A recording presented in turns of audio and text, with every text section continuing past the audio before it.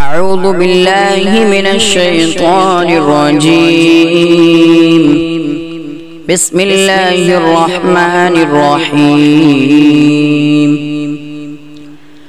القارعة ما القارعة وما أدراك ما القارعة يوم يكون الناس كالفراش المبثوث وتكون الجبال كالعهن المنفوش فأما من ثقلت موازينه فهو في عيشة راضية وأما من خفت موازينه فأمه هاوية وما أدراك ما هي نار حامية.